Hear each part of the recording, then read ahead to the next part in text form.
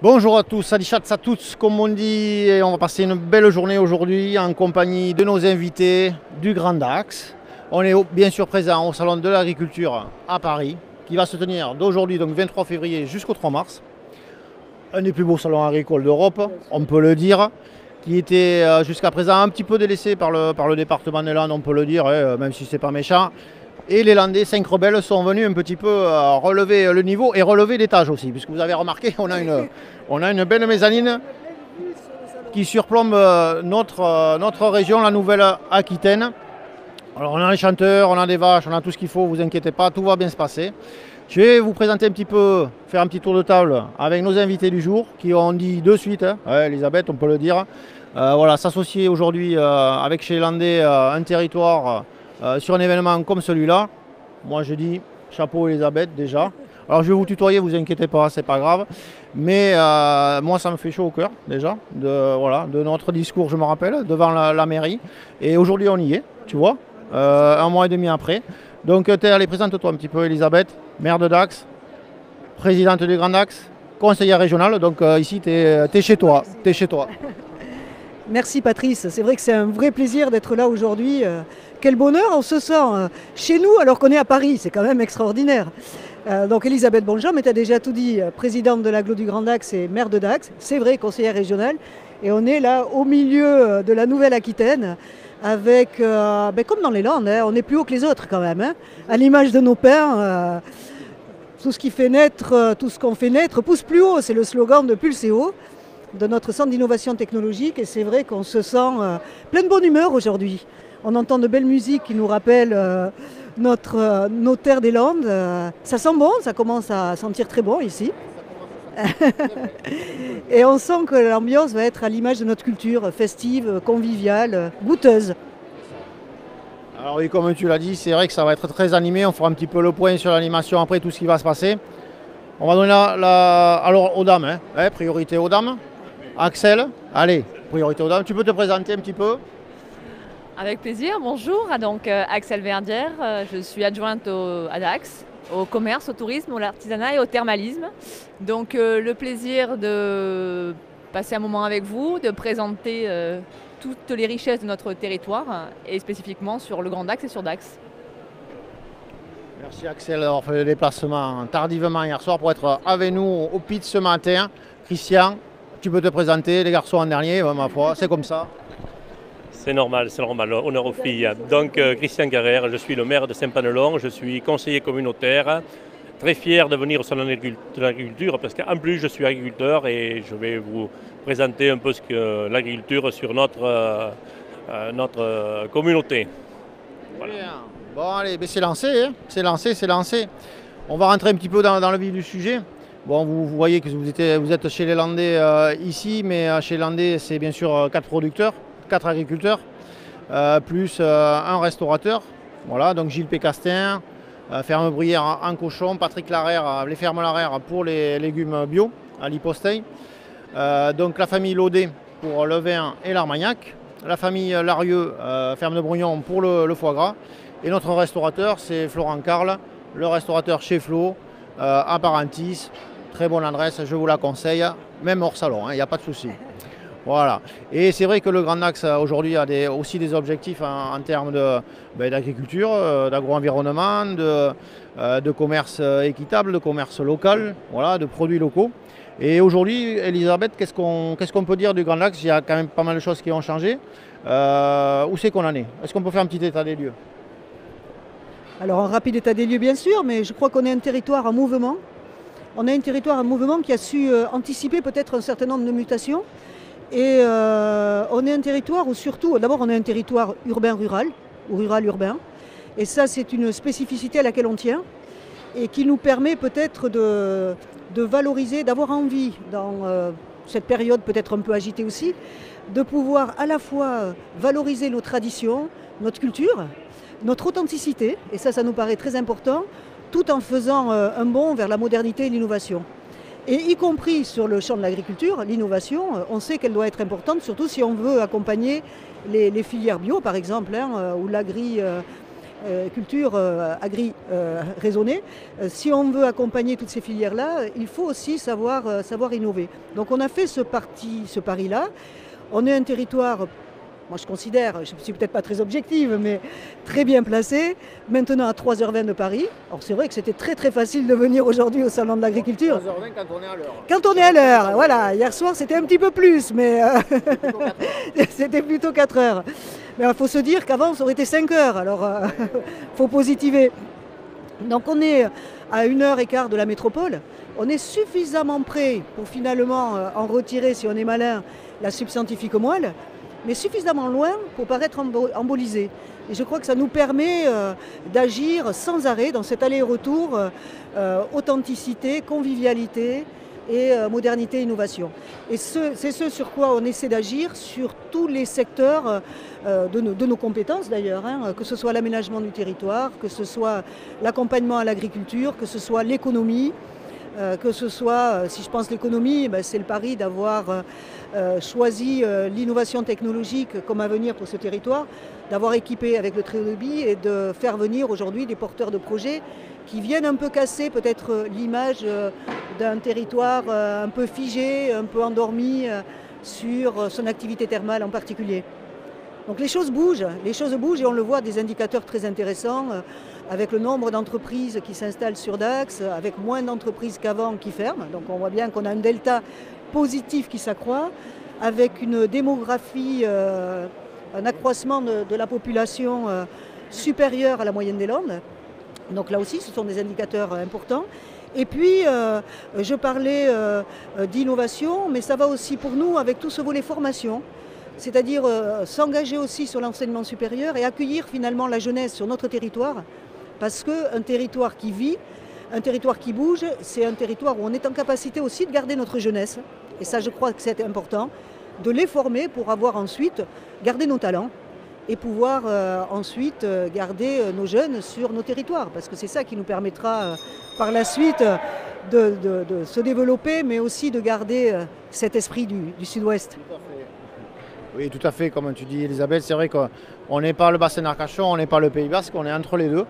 Et des fois on s'en plaint, mais aujourd'hui je crois qu'on a un gros avantage. Voilà, c'est-à-dire qu'on n'a pas de grande métropole embêtante, on va dire industrielle, c'est sûr, hein, on a moins d'emplois industriels que ces gens-là. Mais on a quand même un rythme de vie qui est différent et les gens se disent, ben voilà, le Pays Basque c'est quand même un peu cher. Bordeaux c'est très très cher aujourd'hui. Les Landes, il y a l'océan, il y a quand même beaucoup d'océan, c'est beaucoup moins cher et les gens sont plus sympas en plus. Mais ça, je dis ça, je dis rien. Bon, très bien, oui, les atouts du Grand Dax, c'est vrai, 20 communes au jour d'aujourd'hui. 18 rurales et Christian Carrère, agriculteur encore, un des derniers comme nous, élus agriculteurs. Il faut savoir qu'il y a 30 ans, c'était à peu près 60% des maires avec un lien direct avec l'agriculture en France. Aujourd'hui, c'est 15 à 18%. Dans 10 ans, 20 ans, je parie pas cher des moins de 5%. Voilà, entre nous, on sait de quoi on parle. Et l'aménagement du territoire s'est fait aussi grâce aux agriculteurs et grâce à la population rurale hein, des petites villes. Et la concentration aussi en communauté d'agglo ou de communes fait aussi un gradient tiré aussi vers les villes, hein, c'est sûr. Mais il ne faut pas oublier les petits maires. C'est pas péjoratif hein, ce que je dis, mais les maires des villages qui ont moins d'habitants parce qu'ils sont moins représentés aussi, mais ils représentent finalement 80% du territoire géographique. Voilà, c'est les 20-80 aussi, on en est là. Et donc aujourd'hui il y a moins de paysans, c'est vrai, mais si on est là, nous à Paris, c'est un peu pour se rebeller, hein, que ce soit avec nos marques, avec nos ambitions, et de se dire que on est peut-être partie des derniers, mais au moins les derniers, ils seront actifs, ils seront dynamiques et ils seront un peu dans le move, quoi, hein, voilà. Donc on a besoin de parler des circuits courts. C'est ça qui nous amène aujourd'hui, parce que si on veut faire de l'industriel, on peut arrêter de suite. Hein. Donc on va parler des circuits courts et je sais que sur Dax, vous avez quand même une belle dynamique aussi en ce sens. Est-ce que tu peux nous en parler un petit peu, Elisabeth ? Moi, je revendique toujours que dans une communauté d'agglomération comme la nôtre, hein, l'urbain et le rural, ce sont les deux faces d'une même pièce. Et c'est très important en permanence de faire ces allers-retours. C'est un équilibre qui se crée. Et nous, on revendique, au-delà des circuits courts, on revendique aussi l'excellence et le savoir-faire. Je crois que ce sur quoi il faut s'accrocher, et tu parles si c'est pour faire en effet de l'industriel, c'est pas la peine. On en crèvera de tout ça. Au contraire, c'est valoriser l'excellence de nos produits, valoriser l'excellence de nos savoir-faire. Et c'est ce sur quoi, mais Christian en parlera beaucoup mieux que moi, ce sur quoi on s'est engagé sur le Grand Axe au travers d'un schéma agricole sur lequel on est en train d'œuvrer en ce moment, et tout ça en concertation et collaboration avec le monde agricole. On a fait des visites, il va nous en parler. Oui, il va nous en parler. Et puis, mais c'est lui qui va en parler. Mais on est très soucieux de ça, de préserver nos ressources naturelles, de préserver notre savoir-faire, de préserver l'accompagnement justement des agriculteurs, de les accompagner. C'est pour ça qu'on a eu besoin de travailler en concertation avec eux, pour savoir quels sont réellement leurs besoins. Est-ce que c'est de la garantie d'emprunt? Est-ce que c'est un accompagnement au niveau technologique? On visitait il y a quelques semaines l'écoferme de Tétieux, l'écoferme de Tétieux, modèle exemplaire, où ils ont investi, et on les accompagne dans des robots très très innovants pour le désherbage. Même dans ce type d'agriculture et d'écoferme, il y a un besoin d'accompagnement et on veut être présent parce que malgré tout, y compris dans le circuit court, ils subissent la concurrence. Les difficultés peuvent être un peu plus importantes et si on veut conserver tout ça, il faut que la puissance publique puisse venir en accompagnement et en aide. Et puis, donc, Christian parlera du schéma agricole sur lequel on travaille et je pense qu'Axel va évoquer ce qui est pour nous la lumière, quelque part le point d'orgue de ce que l'on souhaite mettre en œuvre sur toute cette dynamique-là, puisque c'est le projet des Halles. Un projet des Halles, justement, où notre souci a été de faire rentrer dans les futures Halles des gens qui sont dans les circuits courts, faire travailler les producteurs locaux, les regroupements de producteurs, parce qu'un petit producteur local ne peut pas avoir tout seul un étal. Donc on a travaillé aussi sur la proposition de pouvoir accueillir des étals où il y a des producteurs locaux. Toi tu connais bien le problème, Oui, ça c'est sûr. voilà, tu connais bien le problème. De près. Exactement, donc il fallait absolument qu'on aille vers ce type de démarche et je crois que là avec les Halles on sera en plein justement cette démarche engagée pour valoriser notre savoir-faire et l'excellence. Allez, on va faire travailler tes adjoints un petit peu parce que je les vois là, pensifs, ils commencent à trembler, ils commencent à sentir le magret, toutes les spécialités. Donc Christian, oui, paysan, on le sait, maire de Saint-Pandelon, est-ce que tu peux nous faire un petit point sur les circuits courts, sur le Grand Axe et ce qui est mis en place? Alors la ferme Tétieux, peut-être si tu en parles à ce moment-là, voilà. Bon, tout d'abord, je vais faire un point sur le mieux manger et le mieux vivre que l'on cherche sur le Grand Axe. Déjà, faire un point sur notre agriculture. En 20 ans, notre agriculture a perdu sur notre secteur 52% de ses agriculteurs. Et il faut penser que dans les 5 à 7 ans qui vont venir, il y en a encore une bonne tranche de 20% qui vont disparaître. Donc l'agriculture se meurt petit à petit. Alors c'est vrai qu'il faut aider l'agriculture, mais je pense que le nerf de la guerre, c'est les marges, quoi. C'est les prix de vente qui sont souvent trop bas, dus à des concurrences parfois déloyales. Bon, sur notre agglomération, il reste nos productions. Nous avons 70 producteurs de maïs, le maïs qui est la culture de base de nos landes, mais surtout de notre secteur, qui alimente les ateliers volailles, les ateliers palmipèdes, qui alimentent les ateliers bovins, qui sont de moins en moins nombreux, et même les ateliers de gavage. Ensuite, d'autres productions. Nous avons sur notre territoire un village en particulier où il y a de la vigne, dont un producteur est souvent médaillé à Paris, il ne faut pas l'oublier. Sur Bénès, oui.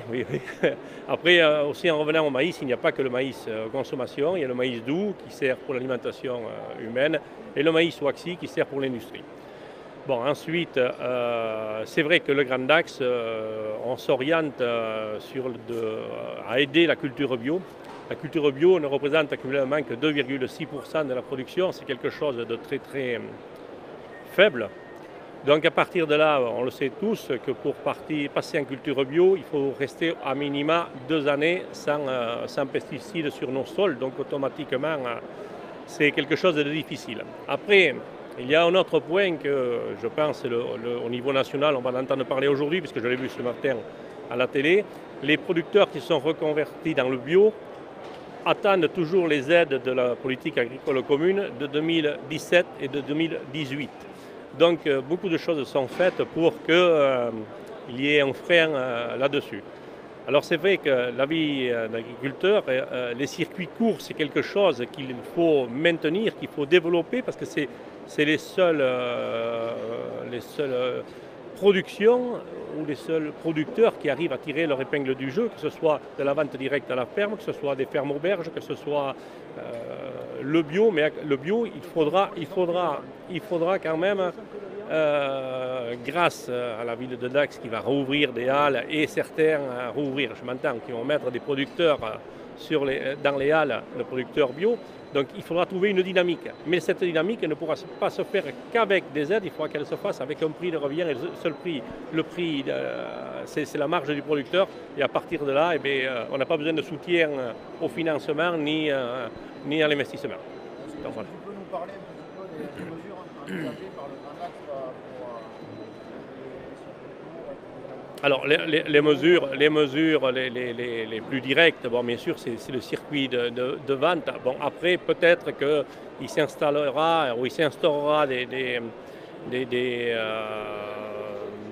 usines de conditionnement ou quelque chose pour favoriser la proximité que les ateliers de ferme ne pourront pas réaliser tout seuls, c'est-à-dire un accompagnement groupé.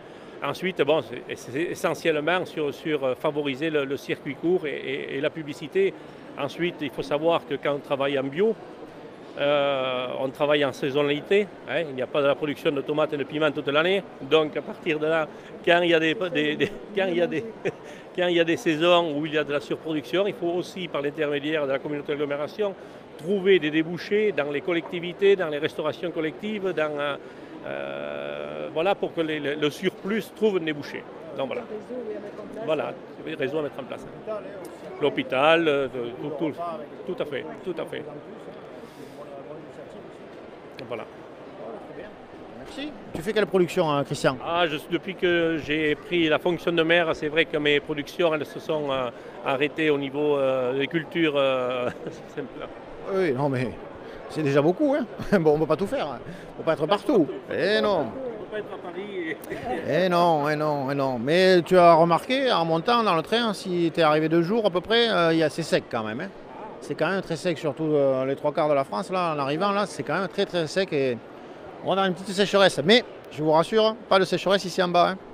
On a un petit tank à bière de 1500 litres. Et on va s'arranger, on va se débrouiller. Et quand il est vide, il y en a un autre, hein, de toute façon. Axel, on va te faire un petit peu travailler quand même. Hein, tu vas nous parler peut-être un petit peu du projet idéal, bon, que je connais bien. Alors c'est vrai que c'est difficile, Elisabeth en parle. Hein. On a beaucoup de producteurs à essayer de se défendre et on n'y arrive pas toujours, hein, moi le premier. On y arrive un moment, on n'y arrive pas après. La pérennité, c'est difficile. Voilà, démarrer quelque chose, c'est très dur. Pérenniser, c'est encore plus difficile. Mais Léal, c'est quand même un bon moyen, et ça j'en suis convaincu. Et tu peux nous en parler un petit peu. Ce projet qui voit le jour. Oui, ce projet qui voit le jour, c'est un projet sur lequel nous travaillons maintenant depuis un moment. L'idée, quelle est-elle? Effectivement, nous avons actuellement des halles. L'idée, c'est de les réhabiliter et d'avoir demain, tout simplement, un renforcement de tout ce qui va être circuit court, effectivement, bien manger, et mieux consommer. Donc, nous avons lancé ce programme de réhabilitation maintenant il y a 4 ans. L'enjeu, quel est-il? Effectivement, nous allons intégralement revisiter le bâtiment des halles qui est toujours au cœur des plateaux piétonniers, en cœur de centre-ville de Dax, donc au cœur de l'agglomération du Grand Dax. Et ce bâtiment va être entièrement réhabilité, donc extérieurement pour avoir une lisibilité, puisque aujourd'hui il était assez peu visible tout simplement, et on avait des problématiques de lecture de sa destination, et bien évidemment intérieurement, puisque vous allez avoir l'intégralité de l'espace intérieur qui sera destiné aux étals, donc plus d'étals, avec...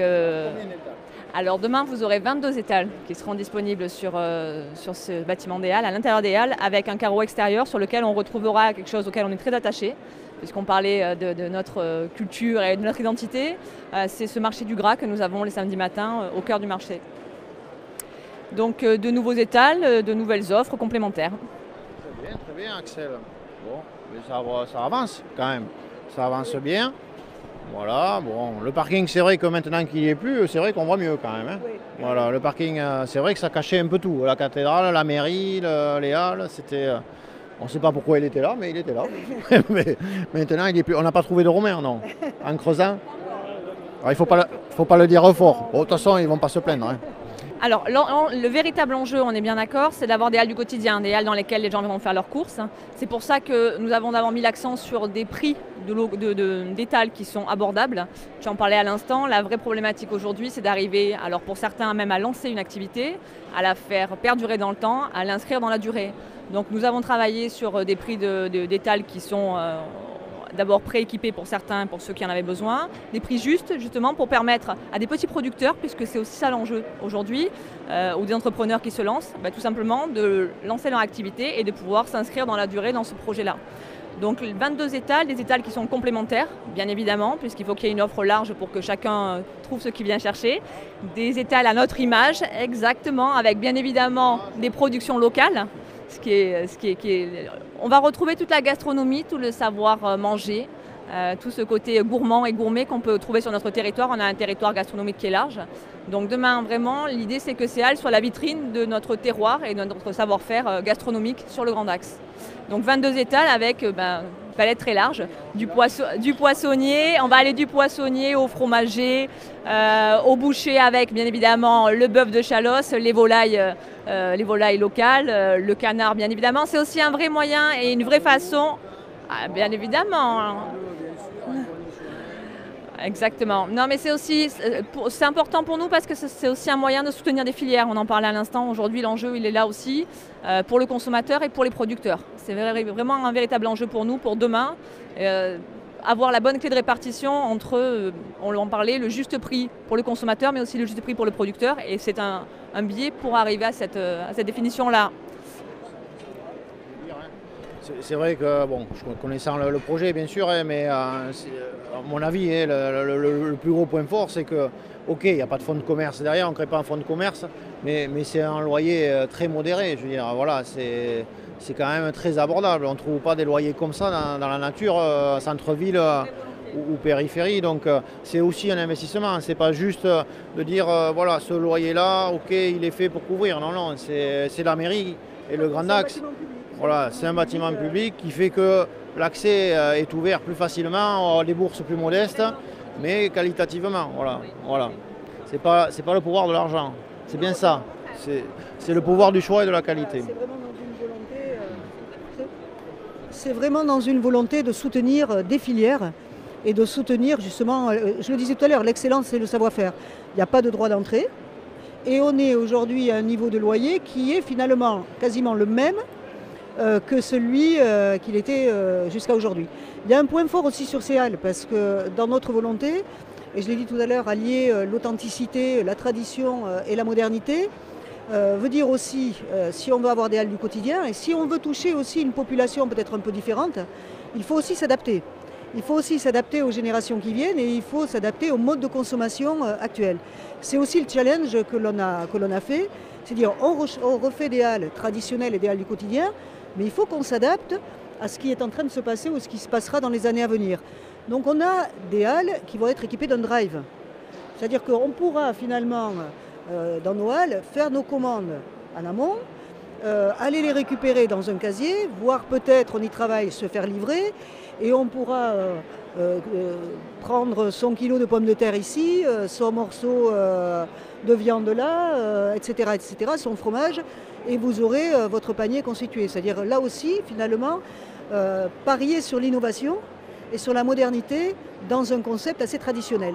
Mais on s'est dit que ça ne pouvait marcher que si on alliait les deux, parce qu'on se projette non pas dans la réalité d'aujourd'hui, on ne se base pas sur ce qui se passe aujourd'hui, mais on essaie de se projeter en prenant en compte ces modes de consommation qui ont changé et en remarquant aussi que les nouvelles générations ont une autre vision sur justement le manger mieux et le manger local, sont peut-être plus attentifs à tout cela, y compris au circuit court. Il n'y a qu'à voir ce qui se passe aujourd'hui avec ces jeunes qui s'engagent, là, cette jeune fille de 16 ans qui s'engage pour le développement durable, pour l'environnement. On voit bien que les choses bougent et il faut justement agir, il me semble, sur les deux et c'est le pari que l'on fait. Très bien. Alors Axel, elle est pressée, elle veut parler, hein. Elle est arrivée en retard, mais elle veut parler plus que les autres. Alors vas-y Axel, tu vas nous raconter quelque chose. Dis-moi tout. Non. Juste préciser quelque chose d'important pour nous, qui est essentiel sur la création de ce projet. On en a parlé rapidement. Lorsque nous avons proposé les étals à la commercialisation, nous avons laissé la possibilité à des producteurs de se regrouper, justement parce qu'on est très attaché à ce lien qui doit être indispensable entre le producteur et le consommateur. On voit qu'il y a de plus en plus de divers biais de commercialisation des produits. Alors les AMAP, ça va être effectivement les fermes auberges, Christian en parlait, des drive fermiers. Donc l'idée c'est vraiment d'arriver à proposer un vecteur complémentaire en fait, de vente de ces produits-là et de garder ce lien-là entre alors, la traçabilité des produits, leur origine bien évidemment, mais cette nécessité de connaissance entre le producteur et le consommateur, apprendre à se parler et puis vendre au juste prix aussi bien pour l'un que pour l'autre. Parce qu'aujourd'hui, Christian en parlait, c'est un véritable enjeu aussi. On sait très bien qu'il y a des grandes surfaces qui cassent les prix ou des grandes chaînes. Donc ce lien-là, on le garde aussi par ce vecteur-là. C'est sûr que bon, on est tous convaincus hein, ici autour de la table et c'est un peu ça qui est difficile, c'est que tout le monde est convaincu, mais à la fin c'est le porte-monnaie qui parle. Voilà. Et on a beau être convaincu, faire des beaux discours comme on fait là, derrière il y a un consommateur, il y a un vendeur et un acheteur. Voilà. Et à un moment donné, il faut qu'ils se rencontrent. S'ils ne se rencontrent pas, il faut un outil pour se rencontrer et il faut un porte-monnaie d'un côté et un compte bancaire de l'autre aussi parce qu'il y a des charges. Donc c'est vrai que, bon, il faut bien connaître Dax, parce que j'y suis né quand même, donc ça va. Mais c'est vrai que la population, avec des halles modernes, ça permet d'attirer aussi une jeune clientèle. Voilà, ce qui manque à mon avis, c'est vrai, voilà, c'est de refaire revivre les jeunes. Bon, moi, quand j'étais petit, j'allais avec mes grands-parents au marché vendre des poulets et avec les 150 francs qu'on avait, on achetait ce qu'on n'avait pas à la ferme, c'est-à-dire la lessive et tout ça. Aujourd'hui, si on n'amène pas nos enfants aux halles, dans 20 ans, les halles, on peut faire un fronton dedans, mais c'est tout, quoi. Voilà, donc l'idée, c'est vraiment de ramener la famille, comme si ce n'était pas une foire, mais un spectacle vivant, de gens vivants, de gens vrais et de produits vrais. Voilà, et qu'on leur explique vraiment de ne pas lire l'étiquette, parce qu'il n'y a pas souvent les étiquettes, mais d'entendre et d'écouter le spécialiste, le professionnel. Voilà, et c'est ça qui fera la différence, c'est ça qui sera la vitrine. Alors je sais que vous avez amené des petits flyers aussi, puisque vous êtes quand même dans la démarche. Notre engagement, manger mieux, manger local. Vous y engagez, ce n'est pas juste des mots, c'est aussi bien sûr beaucoup d'actions. Christian, toi qui as le bras long, je le sais, et puissant, est-ce que tu peux nous prendre un petit flyer? Voilà, Julie nous donne ça très très bien. Donc voilà, on voit bien sûr votre logo du Grand Dax. Je le montre à la caméra. Notre engagement, manger mieux, manger local. Voilà, c'est pas juste des mots, c'est aussi de l'action et vous allez distribuer ça aussi en main propre aux visiteurs du salon qui aujourd'hui vont quand même venir à hauteur de 80-90 000 personnes. Donc vous avez un petit peu de travail, les amis. Voilà, on y va. Mais bon voilà, hein, Grand Dax, ok, le point orange, il est un peu loin de Paris, mais il est à 3h22, quand il n'y a pas de souci de train. 3h22. Donc au jour d'aujourd'hui, il y a des Parisiens qui font plus vite arriver à Dax que chez eux en traversant le périph' et en arriver un peu plus loin. Voilà, on va clôturer un petit peu cette matinée parce que pour nous c'est pas fini, on a du travail de terrain.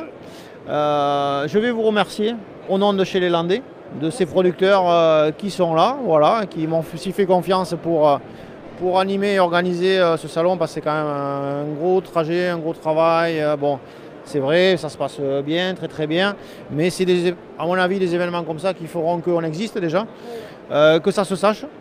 Et sachez que sur les réseaux sociaux, vous allez être aussi mis en peinture, hein. mais ça, et pas en pâture, hein, attention, pas en pâture. Mais oui, aussi, on ne sait jamais. Attention, il faut faire attention à ce qu'on dit. Hein. Bon. Et puis, donc, je vois Jean Barrère qui s'habille, le torse de Tarzan. Nos amis aussi sont là, Nicolas Vergonza, l'initiation à la course landaise. Aujourd'hui, l'idée de chez Landais, c'était quand même de faire venir les Landes à Paris et de montrer aux Parisiens, à ceux qui viennent ici, qu'est-ce que c'est vraiment les Landes. Voilà. Et on ne parle pas souvent de nous, hein, à la télé ou ailleurs. C'est vrai qu'on est un peu... les gens, ils savent que c'est en bas. En bas à gauche, comme on dit, un peu au sud, beaucoup à l'ouest. mais aujourd'hui, on a la Coupe des Landes là-bas, je les vois, la Coupe des Landes masculine et féminine. Jean Laménière va nous rejoindre, président du DGB, le club de l'histoire basket quand même, hein, on peut le dire, avec un triple doublé, Super Coupe Sud-Ouest, Coupe des Landes, accession nationale 1. Mais ça sera le plus haut niveau jamais connu pour un club de basket des Landes, où il faut savoir quand même que la Chalosse, c'est quand même la plus grosse concentration de basketteurs en France, avec le bassin parisien. Voilà, donc on est un peu chez nous, ici. Et on dit, ici, on ne dit pas ici c'est Paris, on dit ici c'est chez les Landais. Donc c'est bien ici.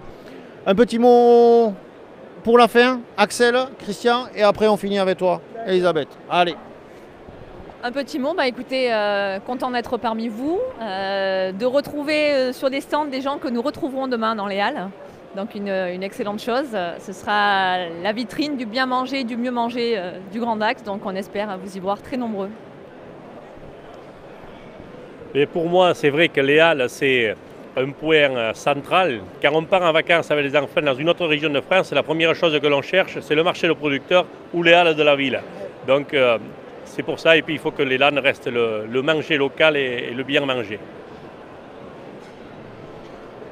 Merci, merci de ce partenariat, hein, Patrice. Ah ouais, ça c'est pas mal là, hein. Ça c'est pour le mois de mai là. Ça va être pour le mois de mai. Merci de ce partenariat, on est très très heureux d'être là. Ça va nous donner encore plus d'envie d'œuvrer sur ces sujets qui nous tiennent à cœur. Je crois qu'il y a un domaine qu'on a peut-être un peu oublié, c'est aussi tout le travail que l'on fait, et vous l'avez évoqué les uns et les autres, dans la formation des futures générations, des nouvelles générations qui arrivent, c'est-à-dire leur apprendre, comme on disait tout à l'heure, que des tomates, ça ne se mange pas toute l'année. Il y a aussi tout un travail éducatif à faire pour qu'on reprenne un petit peu du bon sens. Et on est sur un territoire où il fait bon vivre, on est sur un territoire du bien vivre et du mieux vivre. On en est fiers, on veut le défendre, on est encore sur des terres préservées, que ça continue et que vous continuez à porter haut nos valeurs. Merci. Merci à vous. Bon, là, en savoir-faire, je pense qu'il suffit juste de le faire savoir. C'est un peu ça. La Coupe des Landes, elle est là. Son président va arriver, je regarde s'il est en bas. Ils ne sont pas là, mais ils ne vont pas tarder. 40 supporters de Dax Gamarde. Et c'est à l'image un petit peu de notre région. À Dax, on dit que la vie est belle. Dans le Grand Dax, on est sur le mieux manger, le local. Je pense qu'on est juste où il faut, quand il faut, au bon moment. Merci à vous tous. Merci à la technique. Au revoir. Salut Jean.